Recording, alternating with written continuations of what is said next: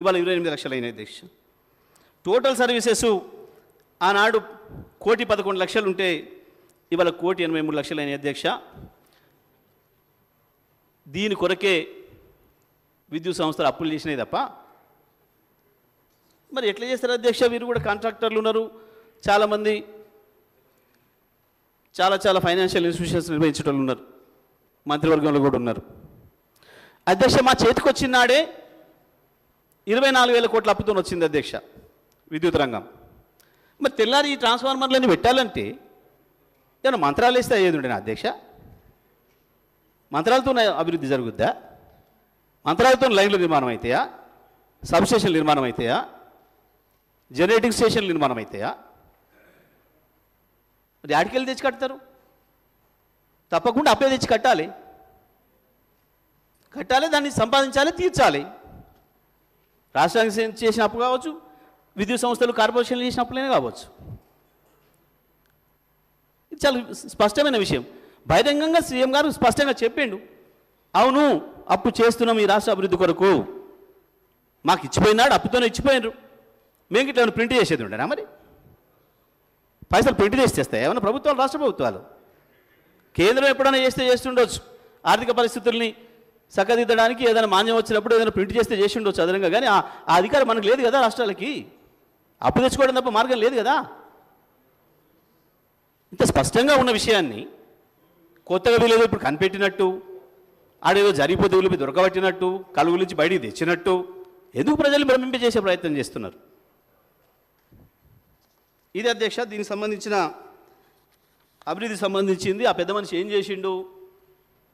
ఆ పెద్ద మనిషి కావాలని అవసరం లేదు అధ్యక్ష, వీళ్ళకి నిన్ననే చెప్పారు మా నాయకులు, మేమే ఎక్కువ ఇలా చెప్పడానికి. ఇక వీరు సబ్ క్రిటికల్ గురించి మాట్లాడినరు. సబ్ క్రిటికల్ గురించి అధ్యక్ష, సరే తెలియకపోతే తెలుసుకొని మాట్లాడితే తప్పలేదు అధ్యక్ష. ఎవరికైనా తెలియవు అన్ని విషయాలు, పుట్టగానే అన్ని విషయాలు ఎవరికైనా తెలియదు, ఒకటి తీసుకుంటుంటే తెలుస్తాయి. ఇప్పటికి సబ్ క్రిటికల్ సూపర్ క్రిటికల్ మీద 100 సార్లు చెప్పినాం, అయినా అర్థం కాకనో ప్రజలు పక్కదారి పట్టించాలనే ఉద్దేశంతోనే మళ్ళీ దాని మీద చర్చ చేస్తున్నారు అధ్యక్ష. ఇవాళ కేంద్ర ప్రభుత్వం ఇచ్చిన మెమోతోని సూపర్ క్రిటికల్ ప్లాంట్లు కూడా సోలార్ విద్యుత్ ఉత్పత్తి అయ్యేటప్పుడు 50%కు తగ్గించుకోవాలి ఉత్పత్తిని అని చెప్పి ఇచ్చిన మెమో ఏదైతుందో కేంద్ర ప్రభుత్వం, దాంతో ఇవాళ సూపర్ క్రిటికల్ కూడా సబ్ క్రిటికల్ అయిపోయింది అధ్యక్ష మొత్తం భారతదేశంలో. దీని విషయంలో ప్రజలకు పోవాలి సమాచారం. సబ్ క్రిటికల్లో కొద్దిగా బొగ్గు ఎక్కువ కాలుతుందని, సూపర్ క్రిటికల్లో తక్కువ కాలుతుందని, దాంతో పొల్యూషన్ తగ్గుతుందని లేదా పెరుగుతుందని ఈ టెక్నాలజీ వచ్చింది అధ్యక్ష. సూపర్ క్రిటికల్ ద్వారా కొంత తగ్గుతుంది. అప్పటి వరకు ప్రపంచంలో మొత్తం 2014 ముందు మొత్తం ప్రపంచం సబ్ క్రిటికలే. ఈ 800 మెగావాట్ల పైన ఉత్పత్తి చేసే పరిస్థితి వచ్చిన టెక్నాలజీని తయారు చేసిన తర్వాత దీనికి సూపర్ క్రిటికల్ అని పేరు పెట్టారు, దానికి సబ్ క్రిటికల్ పేరు పెట్టారు. అవాళ మన రాష్ట్రంలో కావచ్చు, భారతదేశంలో కావచ్చు, ఎన్టీపీసీ ఆధ్వర్యంలో నడుస్తున్నాయి కావచ్చు, ఏ ప్రభుత్వ రంగ సంస్థల ఆధ్వర్యంలో జరిగినాయైనా నిర్మాణం అయినాయన్నా అన్నీ కూడా సబ్ క్రిటికల్ టెక్నాలజీ అధ్యక్ష. మనం వచ్చే నాటికి ఉన్న కరెంటు ఇబ్బందుల్లో మనకి ఇబ్బందులు ఉండగా, ఇంతకుముందు వారు చెప్పారు జనాభా తక్కువనే ఎక్కువ ఇచ్చిండ్రు, రేపు ప్రమాదం వస్తుందని. కాదు అధ్యక్ష, ఆ రోజు యూటిలైజేషన్ ఎంత ఉందో చూసి దాని ప్రకారం ఇచ్చిండ్రు. తెలంగాణ ప్రాంతంలో ఎంత యూటిలైజ్ అవుతుంది కరెంటు, అక్కడ ఎంత అవుతుందని చూసి దాని ప్రకారం కేంద్రం చట్టంలో పెట్టింది అధ్యక్ష. దాని ప్రకారం కూడా వీళ్ళ దోస్తు చంద్రబాబు నాయుడు గారు ఇవ్వలే మనకు, మొత్తం కేవలం కుట్రపూరితంగా సీలేరు ప్రాజెక్టు కొట్టేయడానికి 7 మండలాలు తీసుకున్నాడు అధ్యక్ష. ఆయన ముంపు కొరకే తీసుకుంటానని అనుకుంటే అంత అవసరం లేదు అధ్యక్ష, కేవలం సీలేరు కొట్టేయడం కూడా తీసుకున్నాడు అన్నాడు మేము అది కూడా చెప్పినాం. అంతేకాదు మనకు ఇవ్వాల్సిన షేరు ఆ రాష్ట్రం నుంచి ఇవ్వకపోగా మనం ప్రైవేట్ వాళ్ళ దగ్గర కొనుక్కుందామని ప్రయత్నం చేసినా వాళ్ళని కూడా పిలిచి భయపెట్టించే పనిచేసినారు అన్నాడు. అటువంటి పరిస్థితులలో డిమాండ్ పెరుగుతుంది బాగా, ఎంత వీలైతే అంత తొందరగా మనం దాన్ని చేరుకోవాలి డిమాండ్ తగ్గట్టుగా అని చెప్పి ఆ రోజు BHEL అధ్యక్ష, ఇప్పటి కూడా మేము చెప్తున్నాం, BHEL ప్రభుత్వ రంగ సంస్థ, కేంద్ర ప్రభుత్వ రంగ సంస్థ. మన రాష్ట్ర ప్రభుత్వ రంగ సంస్థలు ట్రాన్స్కో జెన్కో. ఒక ప్రభుత్వ రంగ సంస్థకు ఇంకో ప్రభుత్వ రంగ సంస్థకు మధ్యన ఒప్పందాలు జరిగితే అందులో ఏందో మతలం ఉంది అని చెప్పేది అమాయకత్వమా, తెలివితక్కువతనమా, లేదా మోసం చేయడానిక, ప్రజల్ని మోసగించడానిక? ఏముంటుంది దీంట్లో? ప్రభుత్వానికి ఏ రకంగా ఇంట్లో పొరపాటు చేయడానికి అవకాశం ఉంటుంది? బిహెచ్ఎల్ నుంచి డబ్బులు తీసి లంచాలు ఇస్తారా అధ్యక్ష, చైర్మన్ గారు ఎవరికన్నా? అవుతుందా? ప్రభుత్వ రంగ సంస్థల నుంచి సాధ్యమవుతుందా? అయినా ప్రభుత్వ రంగ సంస్థ నుంచి ప్రభుత్వ రంగ సంస్థకు నామినేషన్ మీద ఇచ్చుకోవచ్చు అని ఉంది. అక్కడ కేవలంలోనే అవకాశం ఉంది. గతంలో వందల వేలు జరిగినాయి అధ్యక్ష. ఇక్కడ ఈ సందర్భంగా ఇంకోటి గుర్తు చేయాలి. సేమ్ టైంలో ఇక్కడ తెలంగాణలో మనం బిహెచ్ఎల్కి ఇచ్చినాడే ఆంధ్రప్రదేశ్లో కూడా 2 పవర్ ప్లాంట్ల నిర్మాణం చేయడానికి పూనుకున్నారు. ఒకటి విజయవాడ దగ్గర, ఇంకొకటి కృష్ణపట్నంలో. విజయవాడ దగ్గర 800 మెగావాట్ల ఏదైతే వాళ్ళు నిర్మాణం చేయదలుచుకున్నారో ఆ ప్లాంటు 2007 కోట్లకు మిషనరీకి బిహెచ్ఎల్కి నామినేషన్ మీద ఇచ్చారు అధ్యక్ష. మిగతాది 2,500 కోట్లకు పైగా ఓపెన్ టెండర్లో పిలిచారు అధ్యక్ష. ఆనాడు మనం ఇచ్చిందేమో 3,800 కోట్లకు మన కొత్తగూడెం పవర్ ప్లాంటు. కానీ ఆంధ్రప్రదేశ్లో విజయవాడలో ఇచ్చిందేమో 4,700 కోట్లకు. అదేవిధంగా కృష్ణపట్నంలో ఇచ్చింది 5,000 చిల్లర కోట్లకు. మనకంటే ఒకటి 800 కోట్లు ఎక్కువ, ఇంకొకటి దాదాపు 1,150 కోట్లు ఎక్కువ. ఆనాటికి మన ముఖ్యమంత్రి గారు కూడా తెలుగుదేశం పార్టీలో ఉన్న ఇక్కడనే ఉన్నారు, ఎమ్మెల్యేగా ఇక్కడనే ఉన్నారు. అక్కడ ఆ పార్టీ నిర్ణయాలు తీసుకుంటున్నాడు, ఆ పార్టీ ప్రభుత్వం. మరి దీనివల్ల మనకు లాభం జరిగిందా, నష్టం జరిగిందా? మనం ఇచ్చింది 3,800 కోట్లకు, వాళ్ళు ఇచ్చింది ఒకటి 4,700కి, 4,600కి, ఇంకొకటి దాదాపు 5,000కి. ఒకటేమో 850 కోట్లు ఎక్కువ, ఒకటి 1,150 కోట్లు ఎక్కువ. అందులో కూడా 2,007 కోట్లకు ప్లాంట్ అండ్ ఎక్విప్మెంట్కి ఏమో బిహెచ్ఎల్కి నామినేషన్ మీదనే ఇచ్చిండ్రు. దిస్ ఈజ్ ఆన్ రికార్డ్, నేను చెప్తా ఉన్నా అధ్యక్ష. ఇంత స్పష్టంగా ఉన్నాయి. ఛత్తీస్గఢ్ పవర్కి మనం ఆనాడు పే చేసింది ₹3.90. ఇవాళ ఎన్టీపీసీ నుంచి, రామగుండం ఎన్టీపీసీ నుంచి తీసుకుంటున్న దానికి నాకు తెలిసి ₹3.60, ₹5.60, 70 చెల్లిస్తున్నారు. ఇది నిజమా కాదా? విద్యుత్ శాఖ మంత్రి గారు చెప్పాలి సభకు. మనం ఆనాడు 10 ఏళ్ల కిందనే ₹3.90 తీసుకొస్తే ఇవాళ ఎన్టీపీసీకి వీళ్ళు చెల్లిస్తున్నది ₹5.60, 70 అని నాకు సమాచారం ఉంది. నేను నిజమా కాదా ఆర్థిక మంత్రి గారు సభకు చెప్పాలి.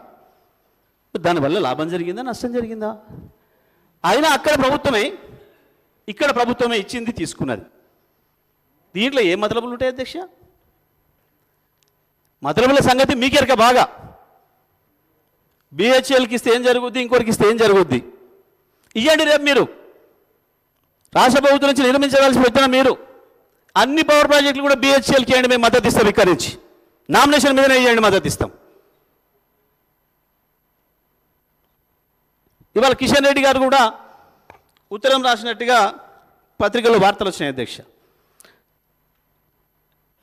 వారు మాట్లాడుతూ ఇంతకుముందు కాంగ్రెస్ పార్టీ సభ్యులు, మీ నుంచి ఇంతవరకు స్పందన లేదు, ఎన్టీపీసీ వాళ్ళు అడుగుతున్నా మీరు సపోర్ట్ చేస్తలేరు. మేము అధికారంలో లేమో అధ్యక్ష, మీరున్నారు, మీరు ఇంకా ఎందుకు ఆ భావనకు వస్తలేనట్టున్నారు. 8 నెలలు అయింది, డేట్లు కూడా పెట్టిండ్రు కిషన్ రెడ్డి గారు. ఏ తారీఖు నాడు ఉత్తరాలు రాసినాం, 4 ఉత్తరాలు ఇప్పటికీ. మీకు తీసుకునే ఉద్దేశం ఉందా లేదా అని. వాళ్ళు ఎందుకు వద్దంటారో దాంట్లో మతలబు ఉంది అధ్యక్ష, నేను తర్వాత చెప్తా ఆ విషయం కూడా. ఎందుకు రాస్తలేరో దాంట్లో ఉండే మతలబు తర్వాత చెప్తాం అధ్యక్ష. ఇందులో అవసరం లేదు అధ్యక్ష, అది కానీ అయిపోయినాక చెప్తాం అధ్యక్ష. మేము ఎందుకు వీళ్ళు మౌనంగా ఉంటున్నారు అధ్యక్ష? ప్రభుత్వ రంగ సంస్థ నుంచి ప్రభుత్వ రంగ సంస్థలకు చేసుకున్న అగ్రిమెంట్లలో ఏదో వెతుకుతామని, పక్క రాష్ట్రంలో ఉన్న మా బాస్ చేసింది కరెక్టే కానీ ఇక్కడ చేస్తే తప్పని, కానీ మనం 3800కి ఇస్తే. గౌరవ ముఖ్యమంత్రి గారు. స్పీకర్ సార్,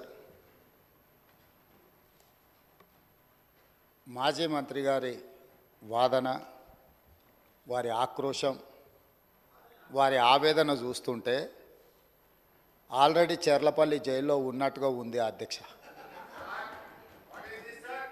ఎందుకంటే ఎందుకంటే ఎందుకంటే జ్యుడిషియల్ ఎంక్వైరీ ఆర్డర్ ఇచ్చినప్పుడు జ్యుడిషియల్ ఎంక్వైరీ ఆర్డర్ ఇస్తామని మేము అనలేదు అధ్యక్ష. ఇదే సభలో మంత్రివర్యులు కోమటిరెడ్డి వెంకటరెడ్డి గారు కొన్ని అంశాలను ప్రస్తావించినప్పుడు మా నిజాయితీని మేము నిరూపించుకుంటాం, సత్యహరిశ్చంద్రుడు ఆ వంశంలోనే మేము ఉన్నాం, సత్యహరిశ్చంద్రుడు తర్వాత మా నాయకుడు చంద్రశేఖర్ రావే సత్యహరిశ్చంద్రుడు అవతారంలో కలియుగంలో జన్మించిండు, కాబట్టి మీరు ఎంక్వైరీకి ఆదేశాలు ఇవ్వండి అని చెప్పి ఆ సభ్యుడే అడిగిండు అధ్యక్ష. సో వారు నిజాయితీని నిరూపించుకోవడానికి వారు సత్యహరిశ్చంద్రుడి వంశమని తెలంగాణ సమాజానికి అంతా చెప్పుకోవాలని వారు అడిగినప్పుడు వారిని ఎందుకు బాధ పెట్టాలని చెప్పి ఛత్తీస్గఢ్ నుంచి కొనుగోలు చేసిన 1000 మెగావాట్ల విద్యుత్ ఒప్పందము, యాదాద్రి 260x4 1040 మెగావాట్ల భద్రాద్రి పవర్ ప్రాజెక్టు నిర్మాణం సబ్ క్రిటికల్ టెక్నాలజీ తోటి, అదేవిధంగా యాదాద్రి 4000 మెగావాట్ల విద్యుత్ ఒప్పందం బిహెచ్ఎల్కి ఇచ్చిన దానికి సంబంధించి వారు అడిగితేనే ఇదే సభలో చర్చ జరిగితే తమరి అధ్యక్షతన రాష్ట్ర ప్రభుత్వం ఆమోదించింది. ఎప్పుడైతే మేము ఆమోదించి విచారణకు జ్యుడిషియల్ ఎంక్వైరీ కోసం చీఫ్ జస్టిస్ ఆఫ్ తెలంగాణకు లెటర్ రాస్తే సిట్టింగ్ జడ్జిలను కేటాయించలేం, రిటైర్డ్ జడ్జిలతో మీరు విచారణ చేసుకోండి అని కోర్టు నుంచి మాకు సమాచారం అందిన తర్వాత జస్టిస్ ఎల్ నరసింహారెడ్డి గారిని మేము నియమించినాం అధ్యక్ష. వారు విచారణ క్రొనలాజికల్గా చేసుకుంటూ సంబంధిత శాఖ మంత్రికి ఆనాడు సంబంధిత ఆనాటి ముఖ్యమంత్రికి మీరందరూ కూడా మీరు నిజాయితీ పరులు సత్యహరిశ్చంద్రులు అన్నారు కదా, కమిషన్ దగ్గరకు వచ్చి మీ వివరాలు ఇవ్వండి అని అడిగినారు అధ్యక్ష. అంటే ఒక కమిషన్ వేసిన తర్వాత కమిషన్ విచారణ చేసేటప్పుడు కమిషన్ సమన్ చేసినప్పుడు బాధ్యత గల పౌరుడిగా ప్రజాప్రతినిధిగా అక్కడికి వెళ్ళి తమ వాదనను ఇక్కడ ఏదైతే వాదన వినిపించాలనుకున్నారో ఆ విచారణ కమిషన్ ముందర వెళ్ళి వీరు వాదన వినిపించి ఉంటే నిజంగానే వాళ్ళ నిజాయితీ అంతా బయటకు వచ్చి ఉండేది కదా అధ్యక్ష. అక్కడికి వెళ్ళకుండా ఆ కమిషనే వద్దు, ఆ వ్యక్తే వద్దు, ఇవన్నీ వద్దే వద్దని వాళ్ళే కోర్టుకు వెళ్ళిండ్రు. హైకోర్టు వాళ్ళ వాదనను తిరస్కరించింది.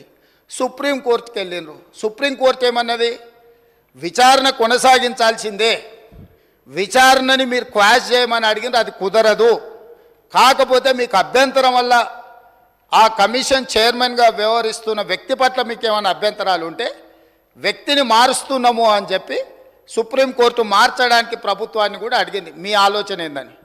మాకేం ఆలోచన లేదు, ఏ వ్యక్తిని వేసినా సరే విచారణ జరగాలన్నదే ప్రభుత్వం ఆలోచన. ఖచ్చితంగా మా కోర్టు అడిగితే మేము మంచిది మారుస్తాము అని చెప్పి ఒప్పుకున్నాము.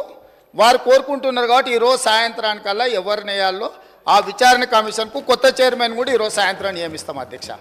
ఇక రెండవ పాయింట్, వాళ్ళేదో తెలంగాణకు విద్యుత్ వెలుగులు తెచ్చినట్టు, తద్వారా తెలంగాణ అంతా దగదగ మెరిసిపోతున్నట్టు ఇంకెంతకాలం ఊదరగొడతారు అధ్యక్ష?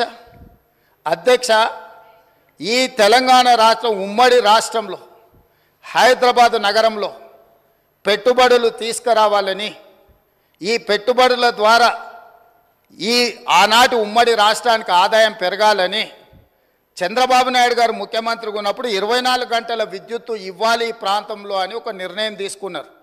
డాక్టర్ వైఎస్ రాజశేఖర రెడ్డి గారు వచ్చిన తర్వాత దాన్ని ఇంకా విస్తరించి ఐటీ కంపెనీలకు కానీ హైదరాబాదు నగరానికి కానీ ఒక్క క్షణం కూడా విద్యుత్ కోతలు ఉండడానికి వీల్లేదు అని ఆనాడు తీసుకున్న నిర్ణయాల వల్ల